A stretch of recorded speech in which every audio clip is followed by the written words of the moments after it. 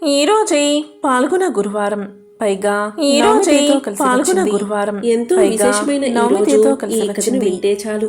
జన్మల దోషాలు తొలగి కోటి జన్మల పుణ్యం వస్తుంది, సకల శుభాలు కలుగుతాయి.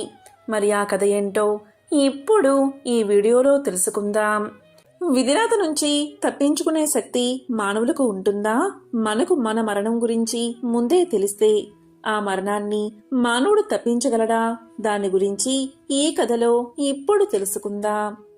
పూర్వం ఒక ఊరిలో ఒక గొప్పవాడైన పండితుడైన బ్రాహ్మణుడు ఉండేవాడు. అతను ఒక రోజున పక్క ఊరిలో ఉన్న తన చిన్ననాటి స్నేహితుణ్ణి కలవడానికి బయలుదేరాడు. ఆ చిన్ననాటి స్నేహితుడు మూగవాడు, అలాగే ఒకే ఒక కాలు మాత్రమే ఉన్న వికలాంగుడు. అలా ఆ పండితుడు స్నేహితుణ్ణి కలవడానికి ఉదయమే బయలుదేరాడు. ఆ ఊరిని చేరాలి అంటే మధ్యలో 2 లేదా 3 ఊర్లు దాటాలి. అలా ఆ పండితుడు నడుచుకుంటూ బయలుదేరాడు. అలా వెళ్తున్నా అతనికి మార్గ మధ్యలో ఒక వ్యక్తి కలిశాడు. అప్పుడు ఆ పండితుడు ఆ వ్యక్తిని పేరు అడగగా తన పేరు మహాకాలుడు అని చెప్పాడు. అప్పుడు ఆ పండితుడు ఎలాగో నడుస్తూనే వెళ్ళాలి కదా, అతనితో మాట్లాడుకుంటూ వెళ్ళవచ్చు అని అనుకున్నాడు.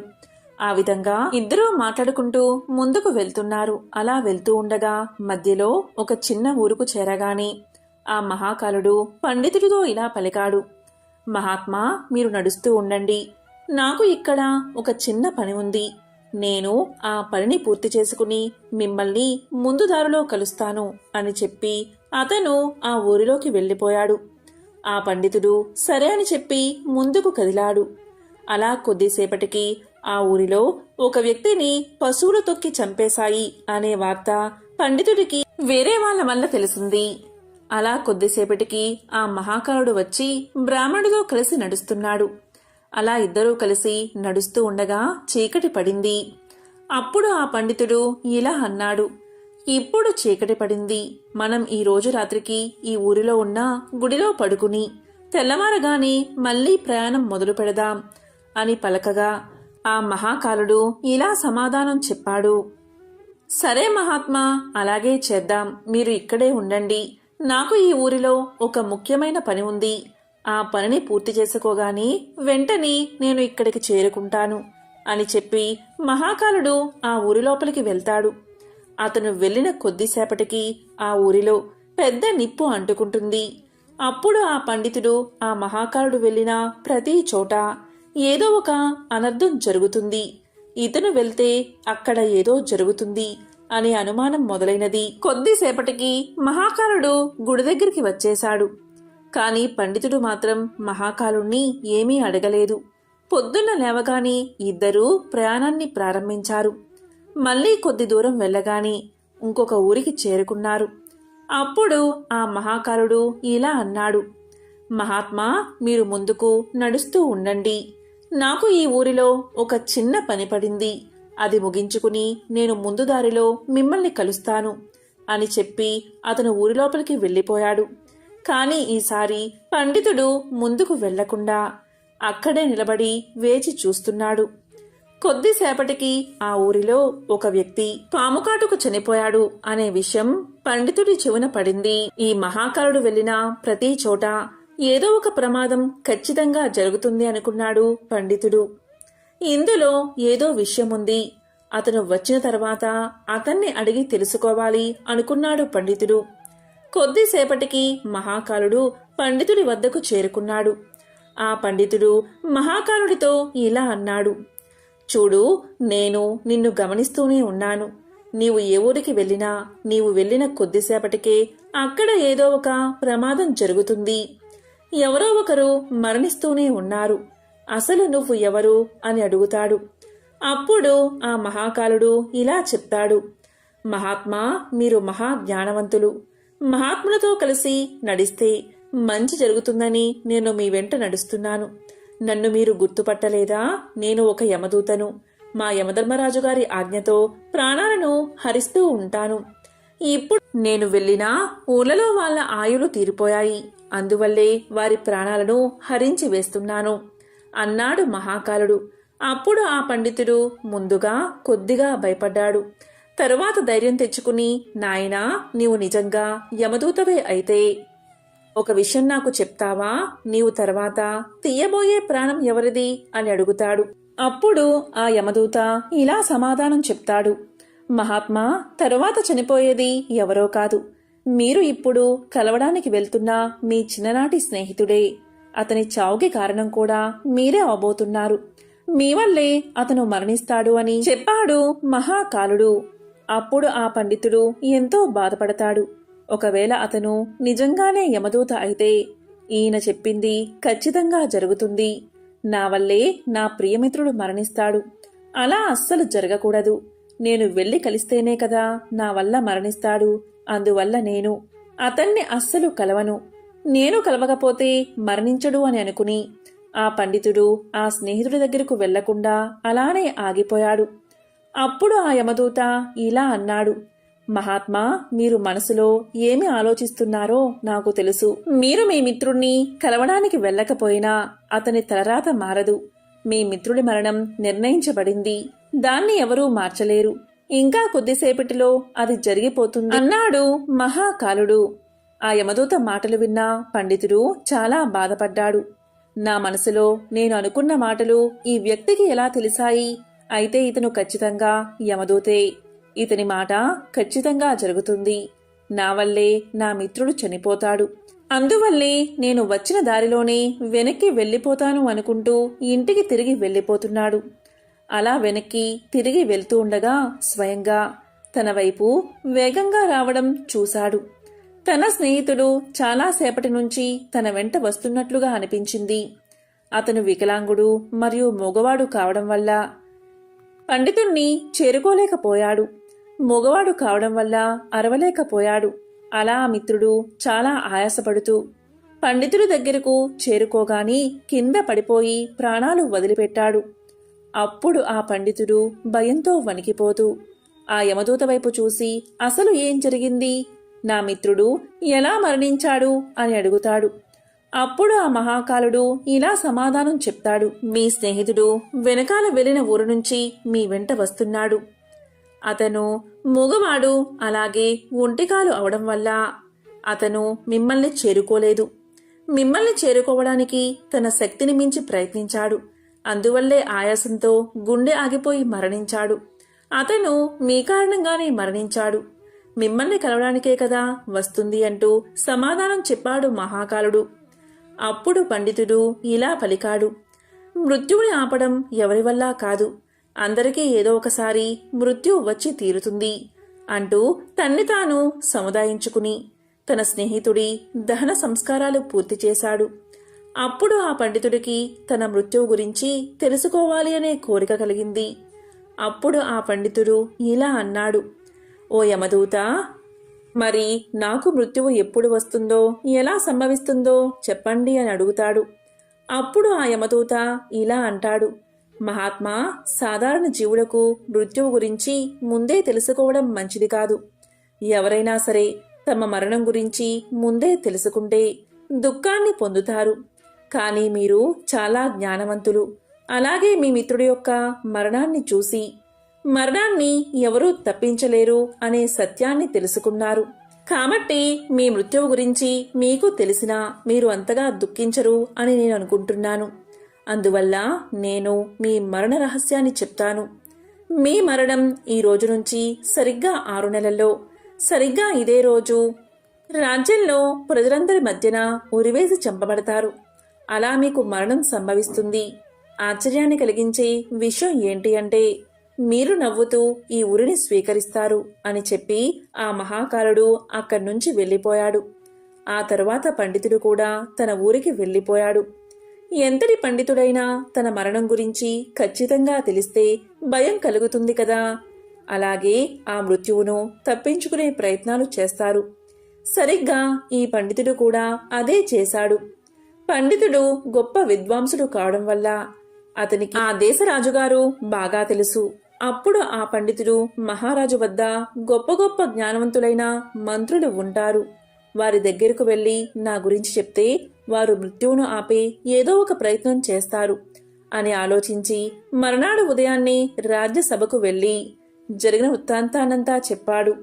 అప్పుడు ఆ మహారాజు మంత్రుల సలహాలు అడిగి, ఈ పండితుడు చెప్పింది నిజమే అయితే ఇతని మరణం 6 నెలల తర్వాత, అది కూడా వేరే రాజ్యంలో జరుగుతుంది. అందువల్ల ఈ పండితుడు వచ్చే 6 నెలలు ఈ కోటలోనే ఉండాలి అని, దానికి కావలసిన అన్ని సౌకర్యాలు ఏర్పాటు చెయ్యమని ఆదేశించాడు. నా అనుమతి లేకుండా ఈ పండితుణ్ణి ఎవరూ కలవకూడదు. అలాగే పండితుడు మాత్రం స్వేచ్ఛగా తిరగవచ్చు అని ఆదేశించాడు మహారాజు. ఎందుకంటే పండితుడికి తిరిగే స్వేచ్ఛ లేకపోతే అతన్ని బంధించినట్లుగా అవుతుందని, అతడికి ఎక్కడైనా తిరిగే స్వేచ్ఛను ఇచ్చాడు మహారాజు. కాని ఆ పండితుడు మృత్యువుకు భయపడి బయటకు కూడా రావడం లేదు. కోటలోనే ఉంటున్నాడు. కాలం గడుస్తూ ఉంది. చివరికి పండితుడికి మృత్యువు సంభవించే రోజు రానే వచ్చింది. తెల్లవారితే మరణం సంభవించే రోజు. అప్పుడు ఆ పండితుడు ఇలా అనుకున్నాడు, నేను బయటకు వెళ్తేనే కదా మరణం. నేను ఎలాగో బయటకు వెళ్ళను, ఇక్కడే ఉంటాను. ఇక్కడే ఉంటే మరణం సంభవించదు.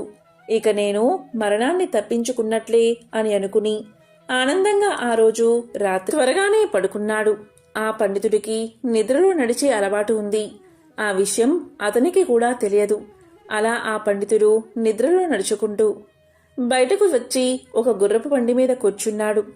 పండితుడికి ఎక్కడైనా తిరిగే స్వేచ్ఛ ఉంది కాబట్టి అతన్ని ఎవరూ ఆపలేదు. అలా అతను గుర్రపు బండిపైనే వెళ్తూ పక్కన ఉన్న రాజ్యంలోకి ప్రవేశించాడు. రాత్రి సమయం కావడం వల్ల అందరూ గాఢ నిద్రలో ఉన్నారు. ఆ పండితుడు గుర్రపు బండి దిగి నడుచుకుంటూ నేరుగా మహారాణి పడక గదిలోకి చేరుకుని మహారాణి మంచంపైనే పడుకున్నాడు. తెల్లవారుజామునే మహారాజు పండితుడు మహారాణి పక్కన పడుకుని ఉండడం చూసి కోపంతో ఊగిపోయాడు. వెంటనే భటుల్ని పిలిపించి ఆ పండితుడిని బంధించి కారాగారంలో పడేశాడు. కాని పండితుడికి ఏమీ అర్థం కాలేదు. అసలు తాను ఈ రాజ్యంలోకి ఎలా వచ్చాడో తెలియడం లేదు. ఆ పండితుణ్ణి రాజ్యసభలో ప్రవేశపెట్టారు. పండితుణ్ణి చూడగానే మహారాజు కోపంతో ఊగిపోతూ పండితుడికి ఉరిశిక్షను విధించాడు.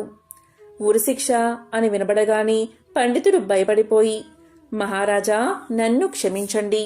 నేను ఇక్కడికి ఎలా వచ్చానో నాకు తెలియదు.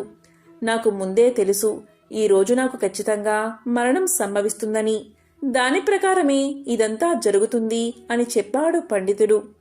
అప్పుడు ఆ మహారాజు ఇలా పలికాడు, ఏంటి, ఈరోజు నీకు మరణం సంభవిస్తుందని ముందే తెలుసా అని అడగ్గా అప్పుడు ఆ పండితుడు గత 6 నెలల నుంచి జరిగింది మొత్తం మహారాజుకు విన్నవించాడు.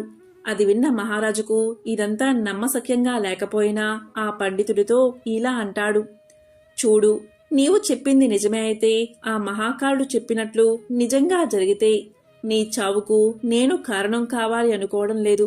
ఒకవేళ నీవు చెప్పేది అబద్ధమని తెలిస్తే నీకు ఈరోజు మరణశిక్ష తప్పదు అని చెప్పి పండితుణ్ణి ఆశ్రయించిన మహారాజు ఈ రాజుకు మంచి స్నేహితుడు కావడం వల్ల భటులతో ఒక లేఖను పంపించాడు. ఆ లేఖను తీసుకువెళ్లి భటులు సాయంత్రానికి తిరిగి వచ్చి, మహారాజా, ఈ పండితుడు చెప్పింది పూర్తిగా వాస్తవం. గత 6 నెలలుగా స్వయంగా ఆ మహారాజే ఇతనికి ఆశ్రయాన్ని కల్పిస్తున్నాడు. కాని ఇతను ఈ రాజ్యంలోకి ఎలా ప్రవేశించాడు అనేది మాత్రం ఎవరికీ తెలియదు. అందువల్ల ఇతనికి ఉరిశిక్ష వేయడం మంచిది కాదు అన్నారు. కాని ఇప్పుడు మహారాజా, పెద్ద సమస్య వచ్చింది. అది ఏంటి అంటే, మహారాజు ఏమీ ఆలోచించకుండా ఉరిశిక్ష విధించమని తీర్పు ఇచ్చాడు. ఉరి వేయకపోతే ఇతను ఇచ్చిన మాట తప్పుతుంది. అలా ఎప్పటికీ జరగకూడదు. ఒకవేళ ఉరేస్తే ఒక అమాయకుడు మరణిస్తాడు. పెద్ద సంకటలో పడిపోయాడు మహారాజు. అప్పుడు ఆ మహారాజు అందరి మంత్రులతో చర్చించి ఒక ఉపాయాన్ని ఆలోచించారు. అప్పుడు మంత్రులు ఇలా పలికారు, మహారాజా, మనం ఈ పండితుడికి సన్నని ఒక చిన్న దారంతో ఉరిశిక్షను అమలు చేద్దాం. అలా చేస్తే మీరు ఇచ్చిన తీర్పు అమలవుతుంది. అలాగే పండితుడికి ఏ ప్రాణహాని జరగదు అని చెప్పారు మంత్రులు. ఇక మహారాజుకు కూడా ఈ ఉపాయం బాగా నచ్చింది. అలాగే చెయ్యమని ఆదేశించాడు. పండితుడి కోసం మెత్తని సన్నని దారాన్ని ఉరికొయ్యకు కట్టి పండితుడికి ఉరి తగిలించారు. అందరూ సంతోషంగానే ఉన్నారు. ఎందుకంటే పండితుడు మరణించడు. మహారాజు యొక్క తీర్పు నిలబడుతుంది. ఇక పండితుడికి కూడా సంతోషంగానే ఉంది. ఎందుకంటే ఇంత సన్నని దారంతో మృత్యువు లభించదు అని సంతోషిస్తున్నాడు. అందరూ చూస్తూ ఉండగానే ఒక పెద్ద గాలి వచ్చి ఆ సన్నని దారాన్ని తెంపేసింది. దాంతోపాటు పండితుడు కూడా నేల మీద పడిపోయాడు. ఏం జరిగింది అని అందరూ వెళ్లి చూడగా ఆ సన్నని దారమే ఆ గాలి వేగం వల్ల పండితుడి యొక్క గొంతు తెంపేసింది. దీంతో గొంతు తెగి అధిక రక్తస్రావం అవడం వల్ల అందరూ చూస్తూ ఉండగానే ఆ పండితుడు నేల మీద పడి మరణించాడు. చివరకు మహాకారుడు చెప్పినట్లే జరిగింది. అందరూ ఆశ్చర్యపోయారు. ఇంత సన్నని దారంతో మరణం ఎలా సంభవిస్తుంది? అయినా మృత్యువును ఎవరూ ఆపలేరు. మరణ సమయం నిశ్చయమైతే ఎన్ని ప్రయత్నాలు చేసినా దాన్ని ఎవరూ తప్పించలేరు అని అందరూ అనుకున్నారు. ఆ పండితుడికి తన మరణం గురించి ముందే తెలిసి ఉండకపోతే ఈ 6 నెలలు దాక్కుని భయంతో జీవించేవాడు కాదు. ఎంతో సంతోషంతో 6 నెలలు జీవించేవాడు. అందుకే విధిరాతను ఎవరూ తప్పించలేరు. కాబట్టి ఈ రోజు ఎవరైతే వావిలి లక్ష్మీవారం కథను వింటారో వారి ఇంట్లో ధనం ప్రవాహంలా వస్తుంది. వారికి జీవితంలో దరిద్రం అనేదే దరిచేరదు. మరి ఆ కథ ఏంటో ఇప్పుడు ఈ వీడియోలో తెలుసుకుందాం. ఈ కథను విన్నంతనే 1,000,000 గోవులను దానం చేసిన మహాపుణ్యం మీకు లభిస్తుంది. పూర్వం అవంతి పట్టణంలో ఒక బ్రాహ్మణ కుటుంబం నివసిస్తూ ఉండేది.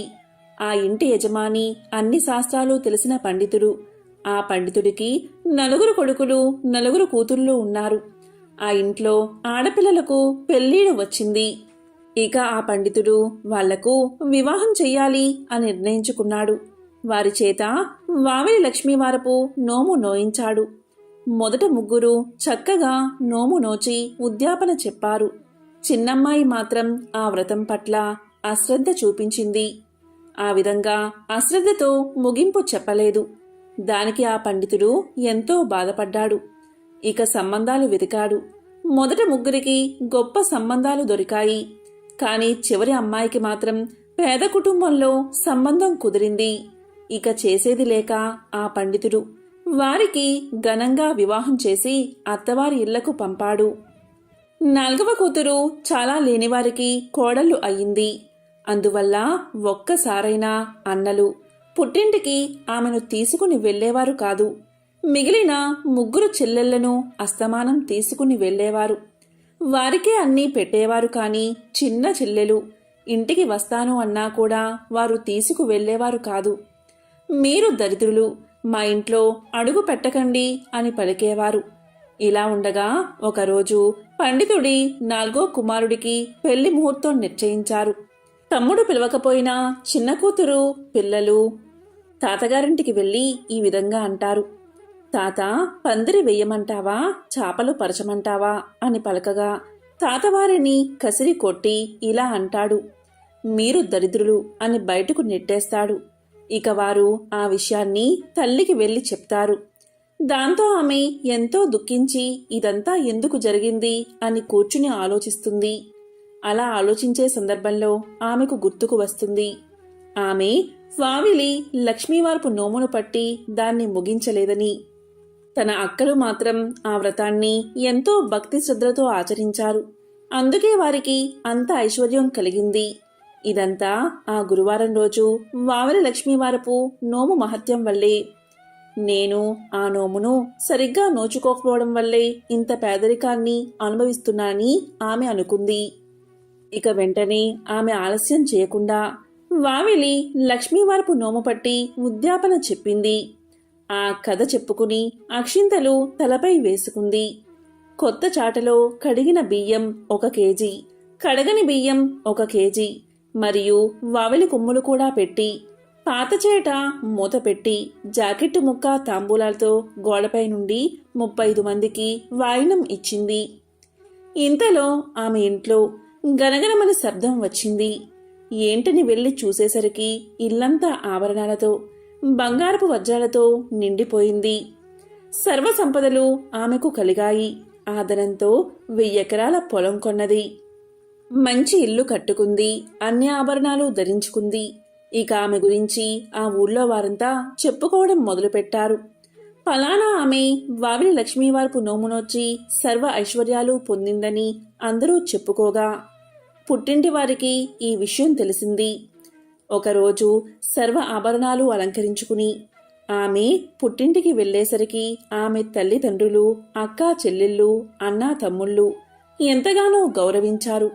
ఇదంతా వావిలి లక్ష్మీవారపు వ్రత మహత్యమేనని ఆమె అనుకుంది. అలా వారు సకల ఐశ్వర్యాలతో జీవించారు. అదృష్టం ఉన్నవారు మాత్రమే ఈ కథను వినగలుగుతారు. ఈ కథను విన్నంత మాత్రం చేతనే సకల సంపదలు కలుగుతాయి. ఇక మీ ఇంట్లో అన్ని శుభాలే కలుగుతాయి. పూర్వం దండకారణ్యంలో ఒక చెట్టు కింద శుచిముఖమనే పక్షి నివాసం ఉండేది. దానికి ఇతరులకు సహాయం చెయ్యాలి అనే సద్బుద్ధి ఉండేది. ఆ చుట్టుపక్కల చెట్ల మీద కొన్ని కోతులు కూడా నివాసం ఉండేవి. ప్రతిరోజు ఉదయాన్నే శుచిముఖం నిద్రలేచి ఆహారం కోసం ఎక్కడెక్కడో తిరిగి ఆహారాన్ని సంపాదించుకుని తిని సాయంత్రానికి తన గూటికి చేరుకునేది. ఒకసారి వర్షాకాలం ముగిసి చలికాలం వచ్చింది. కోతులు ఆ చలికి తట్టుకోలేకపోతున్నాయి. మంట వెలిగించడం వాటికి చేతకాదు. మంటను ఎలా వెలిగించాలి అని ఆలోచిస్తూ ఉన్నాయి ఆ కోతులు. మధ్యాహ్నం అంతా కూడా ఎంత బాగానే ఉన్నా రాత్రవుతున్న కొద్దీ చలి తీవ్రత విపరీతంగా పెరిగిపోయేది. పైగా అది అడవి, సహజంగానే చలి విపరీతంగా ఉంటుంది. అప్పుడప్పుడు ఆ దారిలో పోయేటటువంటి మనుషులు చలి కాచుకోవడానికి మంటను వేసేవారు. ఆ మంటను చూసి కోతులు మనం కూడా ఇలా మంట వేసుకుంటే బాగుంటుంది అని అనుకునేవి. కానీ మంట వెలిగించడానికి వాటికేమీ తెలియదు కదా. దాంతో అవి తమలో తాము ఎంతగానో మదన పడుతూ ఉండేవి. శుచిముఖం కోతులను రోజూ కనిపెడుతూనే ఉండేది. రాత్రిపూట మినుగురు పురుగులు ఎగురుతూ ఉండేవి. వాటి శరీరం నుంచి వచ్చే వెలుగు చూసి కోతులు అవి మంట అని తలిచేవి. ఒకరోజు రాత్రిపూట కోతులన్నీ కలిసి ఒక్కొక్కటిగా మినుగురు పురుగులను పట్టుకుని ఒకచోట గుప్పగా పోసాయి. ఆ పురుగుల శరీరం నుంచి వెలువడే వెలుగును చూసి మంట అని తలిచి ఆ పురుగుల చుట్టూ చేరి చలి కాచుకునేవి. శుచిముఖం ఇదంతా గమనిస్తూనే ఉంది. దానికి నవ్వు వస్తుంది. కోతులు ఎంత తెలివి తక్కువవి, మినుగురు పురుగుల నుంచి వచ్చే వెలుగుని మంట అనుకుంటున్నాయి. పైగా వాటి చుట్టూ చేరి చలిమంట కాచుకుంటున్నాయి అని తలచి తనలో తాను నవ్వుకుంది. ఒకరోజు రాత్రి కోతులన్నీ కూడా ఎప్పటిలాగా మినుగురు పురుగులు పట్టుకుని ఒకచోట కుప్పలాగా పోసి చలి కాచుకుంటున్నాయి. శుచిముఖం అది చూసి ఊరికే ఉండలేకపోయింది. కోతులకు వాస్తవం చెప్పాలి అనుకుంది. ఇక కోతులతో శుచిముఖం ఇలా పలికింది. అయ్యా కోతుల్లారా, మీరు చలి కాచుకుంటుంది నిజంగా మంట కానే కాదు. అవి మిలుగురు పురుగులు. ఆ పురుగుల నుంచి వచ్చేది కేవలం వెలుగు మాత్రమే. ఆ వెలుగును మీరు వేడి అనుకుని తాపత్రయపడుతూ భ్రమపడుతూ ఉన్నారు. కట్టె పుల్లలను కాలిస్తేనే మంట పుడుతుంది. ఆ మంటకే వేడి కలుగుతుంది. ఆ వేడి కాచుకుంటూనే చలి తీరుతుంది. అంతేకాని ఈ మినుగురు పురుగులకు వేడి ఎక్కడిది అని చెప్పి నవ్వింది. కోతులు శుచిముఖం చెప్పిన మాటలు విన్నాయి. ఈ పక్షి ఏమిటి మాకు సలహాలు ఇస్తుంది అని అనుకున్నాయి. శుచిముఖం కోతులతో మళ్ళీ ఇలా పలికింది. ఓ కోతుల్లారా, ఇందాకే ఈ దారి వెంబడి వెళ్ళిన మనుషులు మంట వేసుకుని చలి కాచుకున్నారు కదా, అక్కడ చూడండి నిప్పు ఉంటుంది. దానిలో కొన్ని కట్టె పుల్లలు తెచ్చి ఇక్కడ వేయండి. అవి రాచుకుని మళ్ళీ మంట వస్తుంది. మీకు చలిబాధ తీరుతుంది అని పలికింది. ఇక కోతులన్నీ శుచిముఖం వైపు ఆశ్చర్యంగా అసహనంగా చూశాయి. అలా చూడగా శుచిముఖం మళ్ళీ ఇలా పలుకుతుంది. ఇంకా చూస్తారేమిటి కోతుల్లారా, ఎంతసేపు మీరు ఆ మినుగురు పురుగుల చుట్టూ కూర్చున్నా ఏమీ ప్రయోజనం ఉండదు. అక్కడ వేడి అనేదే ఉండదు అని చెప్పింది. ఇదంతా విన్న కోతులకు కోపం అధికమైంది. వాటిలో ఒకటి తెలివిగా శుచిముఖం వైపు చూసి ఇలా పలికింది. ఓ పక్షి, ఆ మంట ఎలా వెయ్యాలో ఒకసారి మా దగ్గరకు వచ్చి చూపించొచ్చు కదా అని పలికింది. దానికి శుచిముఖం, తనని సలహా అడిగారు అనే ఉత్సాహంతో, ఆనందంతో ఒళ్ళు మరచి ఆ కోతుల దగ్గరకు వెళ్ళింది. అప్పటికే బాగా కోపంగా ఉన్నటువంటి కోతులు సుజముఖాన్ని గట్టిగా పట్టుకున్నాయి. ఓ పక్షి, మేము ఎంత పెద్ద జంతువులం, నువ్వేమిటి మాకు చెప్పేదేమిటి? నీవేమో వేలడంత లేవు, అయినా కూడా నీవు మాకు సలహాలు ఇస్తున్నావు, నీతులు చెప్తున్నావు, నీకు ఉన్న బుద్ధి మాకు లేదా ఏంటి అని కోతులు కోపంగా తమకు మంచి చెప్పబోయినా సుజముఖం మెడపట్టుకుని పిసికి చంపేశాయి. కాబట్టి మూర్ఖులకు హితం చెప్పరాదు, సలహా ఇవ్వనే ఇవ్వకూడదు. ఎందుకంటే బుద్ధిహీనులు మంచివారు చెప్పిన మాటలు అస్సలు వినరు. పైగా వారి వల్ల బుద్ధిమంతులకు ప్రాణహాని కూడా ఏర్పడుతుంది. కాబట్టి దుష్టులకు, బుద్ధిహీనులకు దూరంగా ఉంటే చాలా మంచిది. ఎందుకంటే సుజిముఖానికి పట్టిన గతి కూడా మీకు పడుతుంది. కాబట్టి ఎవరితో వివేకంగా ఉండాలి, ఎవరితో అవివేకంగా ఉండాలి అని తెలుసుకోవాలి. అప్పుడే ఎవరికి సహాయం చేయాలి అనే విషయం అర్థమవుతుంది. ఎంతో పవిత్రమైన విశేషమైన ఈరోజు ఈ కథను అదృష్టం ఉన్నవారు మాత్రమే వింటారు. అలాగే మరొక నీతి కథను ఇప్పుడు విందాం. ఈ కథను విన్నంతనే సకల శుభాలు కలుగుతాయి. ఒక పర్వత శిఖర ప్రాంతంలో ఒక మహావృక్షం ఉండేది. ఆ వృక్షం పైన ఒక పక్షి నివసిస్తూ ఉండేది. అది అన్ని పక్షుల్లా కాకుండా ఒక ప్రత్యేకతను కలిగి ఉండేది. అది ఏంటి అంటే, ఆ పక్షి రెట్టవేస్తే అది బంగారంగా మారిపోయేది. ఒకరోజు ఒక వేటగాడు పక్షుల్ని వేటాడుతూ ఆ వృక్షం కిందకు వచ్చి నిలబడ్డాడు. వేటగాడు చూస్తూ ఉండగానే ఆ పక్షి రెట్టవేయడం, తక్షణమే అది బంగారు కణికగా మారిపోవడం జరిగిపోయాయి. ఈ అద్భుతాన్ని చూసిన వేటగాడు తన కళ్ళను తానే నమ్మలేకపోయాడు. ఆహా, ఇదేమి వింత! నా చిన్నప్పటి నుంచి పక్షుల్ని వేటాడి పట్టుకుంటూ ఉన్నాను, కానీ ఇవాళ ఈ వింతేమిటి? పక్షి వేసిన రెట్ట బంగారంగా మారడమేమిటి? నేనెక్కడా వినలేదు, చూడలేదు అని అనుకున్నాడు వేటగాడు.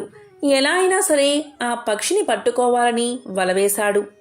పాపం, ఆ పక్షికి వేటగాడు పన్నిన పన్నాగం తెలియకపోవడం వల్ల వల్లో చిక్కుపోయింది. వెంటనే ఆ పక్షిని తీసి పంజరంలో బంధించాడు వేటగాడు. అప్పుడే వాడికొక ఆలోచన వచ్చింది ఈ వింత పక్షి గురించి. వాళ్ళ ద్వారా వీళ్ళ ద్వారా రాజుగారికి తెలిసేలోగా నేనే స్వయంగా రాజుగారికి బహుమతిగా ఇస్తాను, ఆయన ఎంతో సంతోషిస్తాడు అని అలా అనుకోగానే పక్షితో సహా రాజు దగ్గరకు వెళ్ళాడు వేటగాడు. ఇక రాజుగారు తన మంత్రులతో సమావేశమై ఉన్నారు. వేటగాడు రాజుగారికి నమస్కారం చేసి పక్షి గురించి, దాని ప్రత్యేకత గురించి వివరించి చెప్పాడు. వేటగాడి మాటలు విన్న రాజు ఎంతో ఆశ్చర్యపోయాడు. వెంటనే సేవకుల్ని పిలిచి ఆ పక్షిని జాగ్రత్తగా చూడండి, అది తిన్నంత తిండి పెట్టండి అని ఆజ్ఞాపించాడు. అయితే వేటగాడు చెప్పిన మాటలకు రాజుగారి మంత్రులకు నమ్మకం కలగలేదు. మంత్రులు రాజుతో ఇలా పలికారు: మహారాజా, ఎవరో ఎక్కడ్నుంచో ఒక వేటగాడు వచ్చి ఏదో చెప్పగానే నమ్మేయడం ఎంతవరకు సమంజసం? పక్షి రెట్టవేస్తే అది బంగారంగా మారడం అసంభవం. కనుక ఈ పక్షిని అలా పంజరంలో బంధించడం సరికాదు, దాన్ని స్వేచ్ఛగా ఎగరవేద్దాము అన్నారు మంత్రులు. వేటగాడు చెప్పిన మాటల్లో నిజానిజాలు పరీక్షించకుండా పక్షిని పంజరం నుంచి విడిపించమని చెప్పారు రాజుగారు. రాజుగారి ఆజ్ఞను అనుసరించి పక్షిని పంజరం నుంచి వదిలిపెట్టగాని అది వెళ్ళి కోట దర్వాజా మీద కూర్చుని రెట్టవేసింది. మహారాజు, మంత్రులు, సేవకులు అందరూ చూస్తూ ఉండగానే ఆ రెట్ట బంగారంగా మారిపోయింది. అప్పుడు పక్షి ఇలా అనుకుంది: నేనే తెలివి తక్కువగా వేటగాడి వలలో చిక్కుకున్నాను అనుకుంటే ఈ తెలివి మాలిన వేటగాడు నన్ను తీసుకువచ్చి రాజుగారికి అప్పగించాడు. వేటగాడి మాటలు నమ్మకుండా రాజు, మంత్రులు అంతకంటే తెలివి తక్కువగా పంజరం నుంచి నన్ను వదిలిపెట్టారు. అందరం ప్రబుద్ధులం అనుకుంటూ పక్షి రివ్వున ఆకాశంలోకి ఎగిరిపోయింది. దీని ద్వారా మనం తెలుసుకోవాల్సిన నీతి ఏంటి అంటే, తెలివి తక్కువ వాళ్ళ సహవాసం ఎప్పుడూ నష్టాన్ని కలిగిస్తుంది. ఎంతో పవిత్రమైన ఈరోజు అదృష్టం ఉన్నవారు మాత్రమే ఈ కథను వింటారు. ఎంతో విశేషమైన ఈ కథను విన్నంతనే సకల దరిద్రాలు తొలగి సకల శుభాలు కలుగుతాయి. జన్మల దోషాలు తొలగి కోటి జన్మల పుణ్యం వస్తుంది. ఓం నమో నారాయణాయ. ఓం శ్రీ మహాలక్ష్మియే నమః. ఓం శ్రీ మాత్రే నమః.